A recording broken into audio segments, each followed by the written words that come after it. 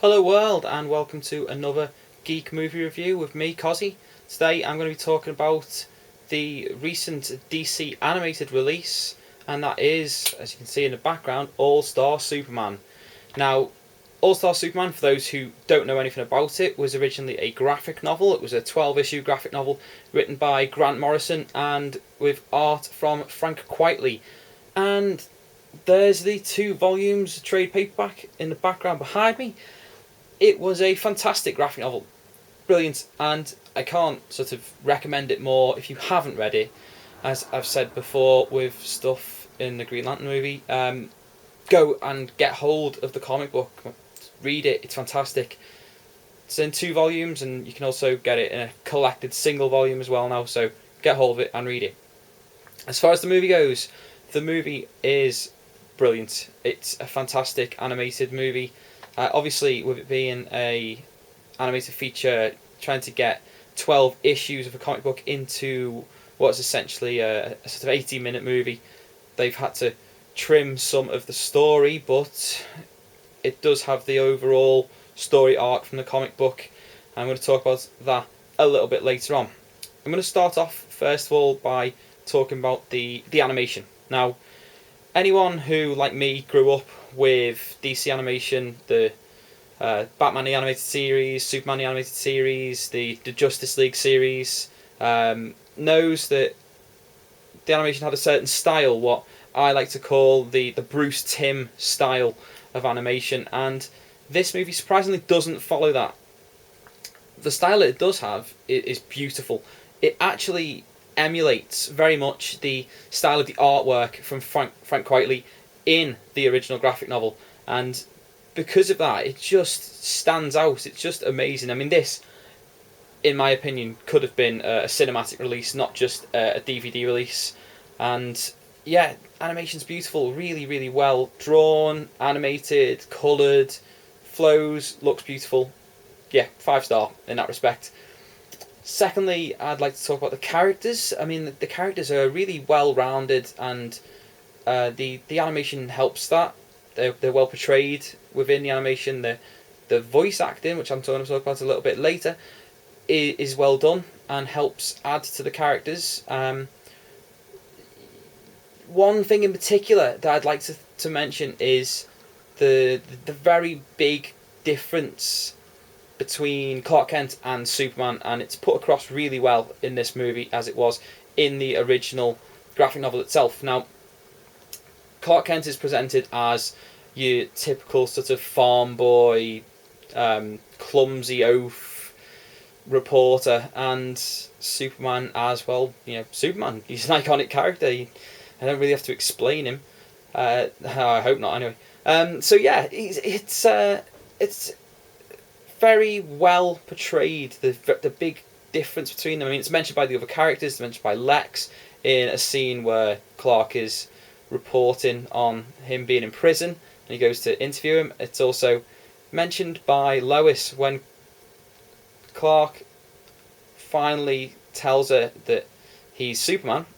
She doesn't believe him, and she thinks it's a big joke that Superman's winding her up, and it's not until very late on in the actual movie that she finally realises it's not, and that goes to show just how big a difference there is between essentially the same person, the 2 characters which are the same person. Yeah, really well put across. Congratulations on that one to DC. Voice acting's good.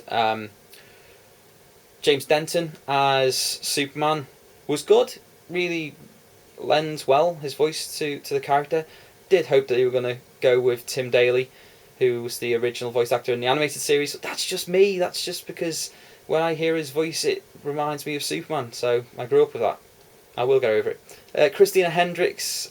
Is it? Yes, Christina Hendricks. As Lois Lane. It works. And Anthony Della Paglia as Lex Luthor works as well. And so much so that I didn't really miss Clancy Brown from the animated series as much. But hey, that just shows that he did a good job. So yeah, voice acting all the way through was good. Big shout out to John DiMaggio, who is in this, only a small role as Samson, but for those of you who don't know, he is the guy who does the voice for Bender in the Futurama series. and he pops up quite a lot in animated stuff. He did the Joker in the last Batman animated movie that DC released. So yeah, I like to see it when he pops up and things. Just gives me a little smile. Just me. Yeah. So storyline. That's the last thing I need to talk about. And storyline obviously follows those 2 volumes, those 12 issues of the original graphic novel. But as I said, it can't cover everything. Now, the overall arc of the story stays the same, and this is the only spoiler alert that I need to give, so spoiler alert. This is 12 issues in the original graphic novel, and it's 80 minutes in the movie, that shows the last days of Superman. Superman is essentially dying, or is he? That's the big cliffhanger. Ooh. So yeah, he's essentially dying, and it's what he's doing, building up to that, to leave the Earth in a state where that they don't need a Superman anymore, because he's not going to be around to help save them every time, apocalypse or doomsday or I don't know, Kryptonite Man turns up. So it's quite a sad story, and you know from the very start what's going to happen at the very end. Well, essentially. And yeah, it's more about the journey, more about watching how he gets to the point where he's actually going to die. And it's impressive. It's really well told. It was originally, and it is in this movie. So 5-star for the storyline as well. As I said, they don't carry everything over from the comic book because it would be impossible. The only way they could have done it, and this is what I would have liked to see, is that they could have done this as a series, and you could have literally taken each issue of the comic book and had that as an episode in the series, and had a 12 episode, half-hour episode series. But that's just because I love the comic so much. I'd like to see everything. Now, what they did have in was some very important moments from the series itself. They had the Lois's birthday and the surprises that she gets. I'm not going to go into too much detail. I'm just going to mention things. So I really want people to watch this. They had the Luthor prison scene with Parasite, which was brilliant. Yeah, it was really well done. I was quite impressed at how much it looked like the comic book, but yet felt fresh. They had the Krypton astronauts, the final Lex execution, and the surprises that follow that, and the final battle before Superman's demise. So yeah, really well done keeping those, because they are important to the storyline, and it flowed well. It didn't feel disjointed without the bits they missed out. Bits they missed out were things like the Jimmy Olsen and Doomsday section from the graphic novel, the Superman Squad, the Bizarro and Bizarro World, and a lot of the stuff which only covered really an issue in the original comic about Kandor, Bottled City of Kandor. For those of you who don't know about it, just Wikipedia it, because it's too much to go into too much detail now.